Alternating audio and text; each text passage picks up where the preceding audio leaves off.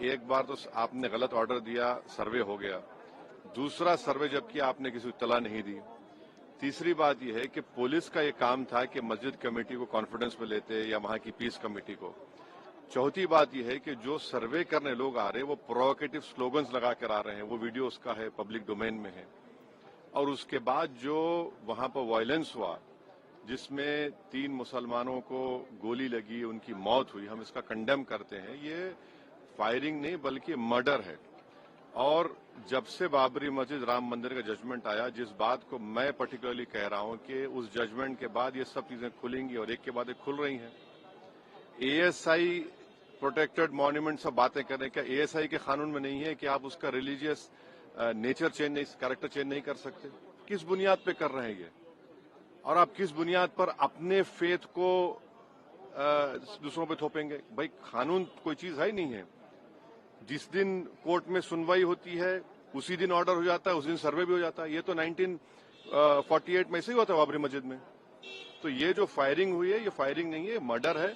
और जो भी ऑफिसर्स इन्वॉल्व है उनको सस्पेंड करना चाहिए और एक सिटिंग हाईकोर्ट जज से उसकी इंक्वायरी होनी चाहिए। ये सरासर गलत है, जुल्म हो रहा है वहां पर तो संभल में।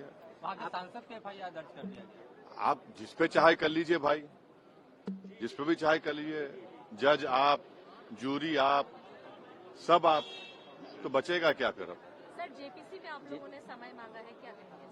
जी, जैसा अभी आपने हमारे डेलीगेशन तरफ से बोला गया है, मैं उसको रिपीट करना नहीं चाहता। और स्पीकर साहब ने बड़ी इत्मीनान से हमारी पूरी जितने मेंबर्स 11 नॉन बीजेपी एमपीज गए थे उनकी बात को सुना, वो बोले कि इसके ऊपर कंसिडर करेंगे।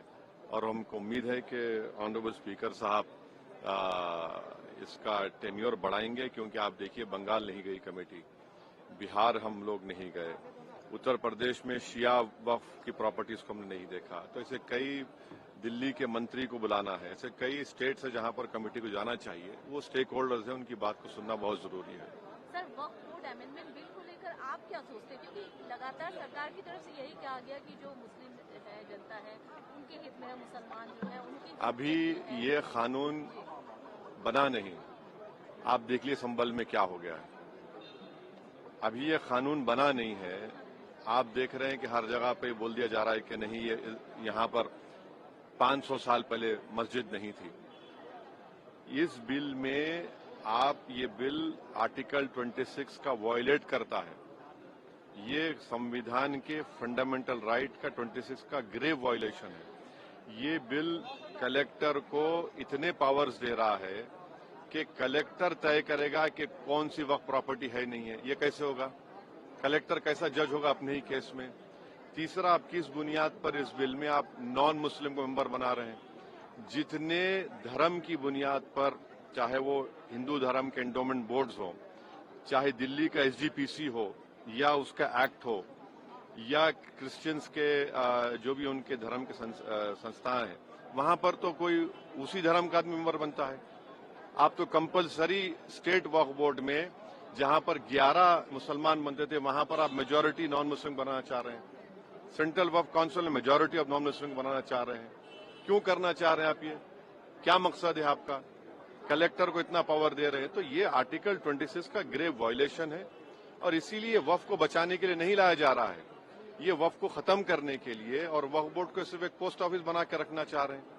तो जो वक्फ की प्रॉपर्टी है वो गवर्नमेंट की दी भी नहीं है, इसको मुसलमानों की गाड़े खून की कमाई है, तो आप उसको छीनना चाह रहे हैं। और उतना ही मकसद है सरकार का।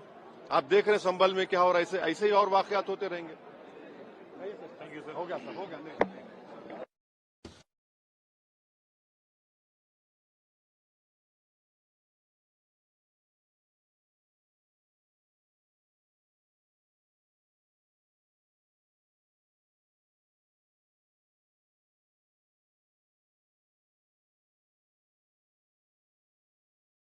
संभल पे जिस तरह की घटना सामने आई है, वहाँ के सांसद हैं, उनके देखिए, सबसे पहली बात तो ये है कि संभल की चंडोसी की जहाँ मस्जिद है वो कोई 50 साल 100 साल नहीं बल्कि 200-250 साल पुरानी मस्जिद है, उससे ज्यादा है।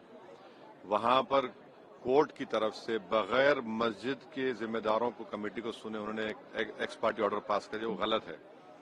दूसरा यह है कि एक बार तो आपने गलत ऑर्डर दिया, सर्वे हो गया, दूसरा सर्वे जब किया आपने किसी को इत्तला नहीं दी। तीसरी बात यह है कि पुलिस का ये काम था कि मस्जिद कमेटी को कॉन्फिडेंस में लेते या वहां की पीस कमेटी को। चौथी बात यह है कि जो सर्वे करने लोग आ रहे हैं वो प्रोवोकेटिव स्लोगन्स लगा कर आ रहे हैं, वो वीडियो उसका है, पब्लिक डोमेन में है। और उसके बाद जो वहां पर वायलेंस हुआ जिसमें 3 मुसलमानों को गोली लगी, उनकी मौत हुई, हम इसका कंडेम करते हैं। ये फायरिंग नहीं बल्कि मर्डर है।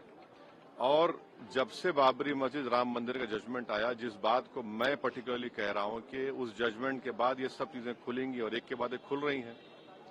एएसआई प्रोटेक्टेड मॉन्यूमेंट सब बातें कर रहे हैं, क्या एएसआई के कानून में नहीं है कि आप उसका रिलीजियस नेचर चेंज नहीं, कैरेक्टर चेंज नहीं कर सकते? किस बुनियाद पे कर रहे हैं ये? और आप किस बुनियाद पर अपने फेथ को दूसरों पे थोपेंगे? भाई कानून कोई चीज है ही नहीं है। जिस दिन कोर्ट में सुनवाई होती है उसी दिन ऑर्डर हो जाता है, उस दिन सर्वे भी हो जाता है। ये तो 1948 में ऐसे ही होता है बाबरी मस्जिद में। तो ये जो फायरिंग हुई है ये फायरिंग नहीं है, मर्डर है। और जो भी ऑफिसर्स इन्वॉल्व है उनको सस्पेंड करना चाहिए और एक सिटिंग हाईकोर्ट जज की इंक्वायरी होनी चाहिए। ये सरासर गलत है, जुल्म हो रहा है वहां पर तो संभल में। वहाँ के सांसद पे FIR दर्ज कर दिया गया। आप जिस पे चाहे कर लीजिए भाई, जिस पे भी चाहे कर लीजिए, जज आप, जूरी आप, सब आप, तो बचेगा क्या फिर? अब सर जेपीसी में आप लोगों ने समय मांगा है, क्या कहेंगे?